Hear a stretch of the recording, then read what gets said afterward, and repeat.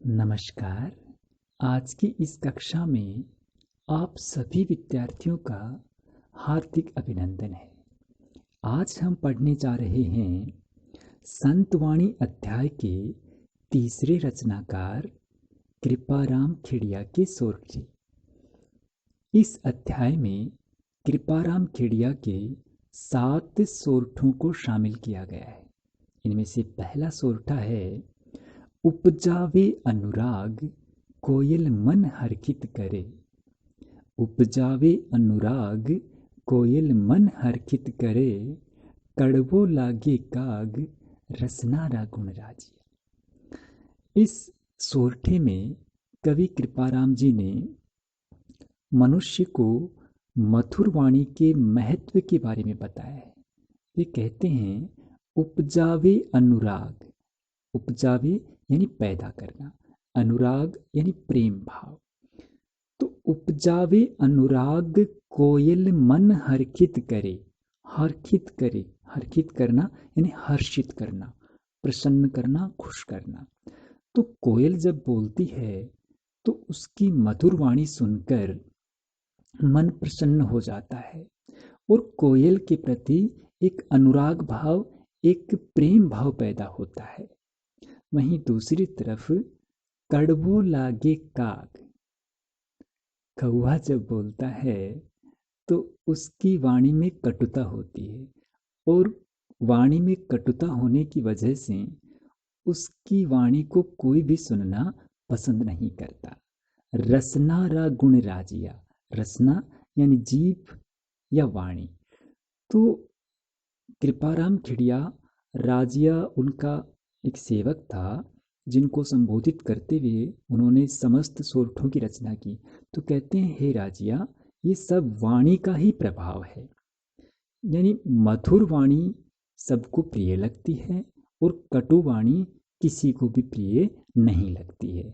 इसलिए मनुष्य को मधुर वाणी में बात करनी चाहिए और सबके साथ मधुरता से व्यवहार करना चाहिए। अगला सोरठा है, काली घनी कुरूप कस्तूरी कांटा तुले और शक्कर घनी स्वरूप रोड़ा तुले राजिया। इस सोरठे के माध्यम से कवि ने बाह्य रूप सौंदर्य की तुलना में आंतरिक गुणों को अधिक मूल्यवान बताया है। ये कहते हैं, काली घनी कुरूप कस्तूरी कांटा तुले। तो कस्तूरी एक अत्यधिक सुगंधित पदार्थ होता है।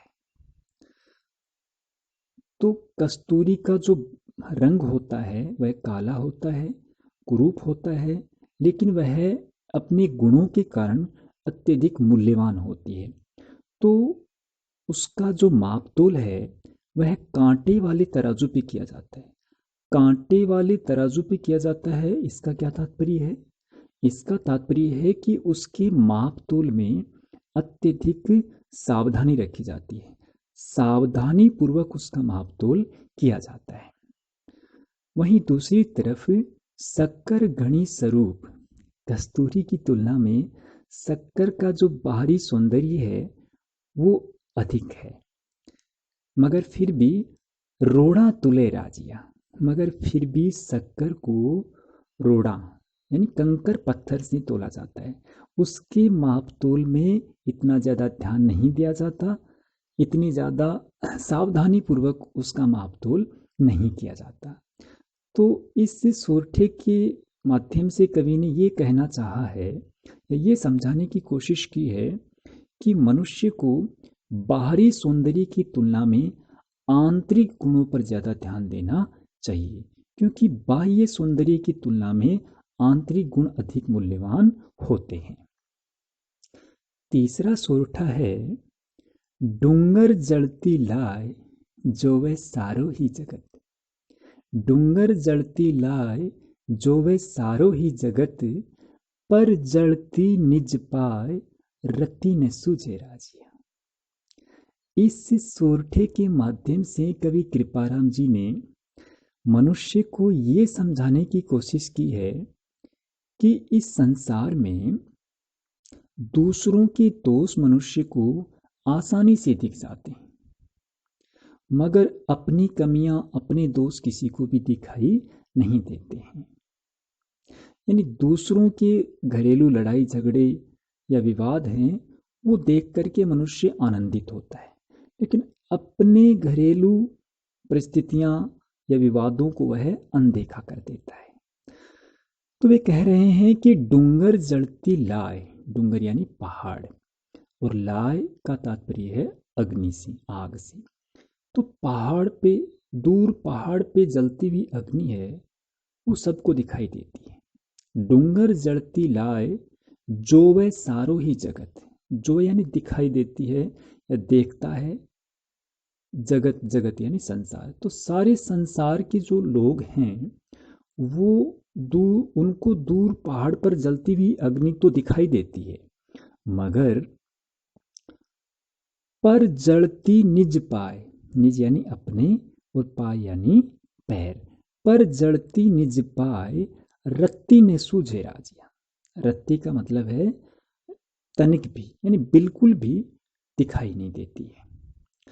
लेकिन अपने पैरों में जलती हुई अग्नि किसी को नहीं दिखाई देती। इसका तात्पर्य ये हुआ कि मनुष्य को दूसरों के दोष तो आसानी से दिख जाते हैं, लेकिन अपनी कमियां, अपने दोष उसे दिखाई नहीं देते। तो इस सोरठे के माध्यम से कवि ने ये समझाने की कोशिश की है कि मनुष्य को दूसरों के दोष, दूसरों की कमियां देखने के बजाय अपनी कमियों और दोषों को देखकर उसमें सुधार करना चाहिए। अगला सोरठा है मतलब री मनवार चुपके ल्यावे चूरमो। मतलब री मनवार चुपके ल्यावे चूरमो, बिन मतलब मनवार राब न पावे राजिया। इस सोरठे के माध्यम से कवि कृपाराम जी ने संसार के स्वार्थी व्यवहार पर आक्षेप किया है। वे इस सोरठे के माध्यम से समझाना चाह रहे हैं कि संसार के लोग बड़े स्वार्थी होते हैं, बड़े मतलबी होते हैं। जब उन्हें अपना मतलब, अपना स्वार्थ सिद्ध करना होता है तो वे क्या करते हैं, इस सोरठे के माध्यम से समझते हैं। तो कवि कहते हैं कि मतलबरी मनवार चुपके ल्यावे चूरमो। मनवार का यहाँ तात्पर्य है मनाना, खुश करना। जब मनुष्य को किसी दूसरे मनुष्य से कोई स्वार्थ सिद्ध करना होता है तो वह उसे खुश करने के लिए क्या करता है, चुपके ल्यावे चूरमो, छुप छुप कर या कैसे भी उसको स्वादिष्ट व्यंजन खिलाता है, या उसको खुश करने के लिए कुछ भी करने की कोशिश करता है। तो मतलबरी मनवार चुपके ल्यावे चूरमो, बिन मतलब मनवार राब न पावे राजिया। और जब किसी से कोई मतलब नहीं रहता या ऐसा लगता है कि इससे हमारा कोई स्वार्थ पूरा नहीं होने वाला, तो उसे कोई राबड़ी के लिए भी नहीं पूछता। तो कहने का तात्पर्य ये है कि मनुष्य जो कुछ भी करता है अपने स्वार्थ सिद्धि के लिए करता है। बिना स्वार्थ के किसी के लिए कोई कुछ भी करने वाले हैं वो बहुत कम हैं। तो इस व्यंग्यात्मक शैली में, इस सोरठे के माध्यम से कवि कृपाराम जी ने मनुष्य को निस्वार्थ भाव से दूसरों के लिए कुछ करने का संदेश दिया है। तो इस प्रकार आज के लिए इस अध्याय के, इस पाठ के या इस भाग के 4 सोरठे हमने आज पढ़े हैं। आज के लिए बस इतना ही। शेष सोरठे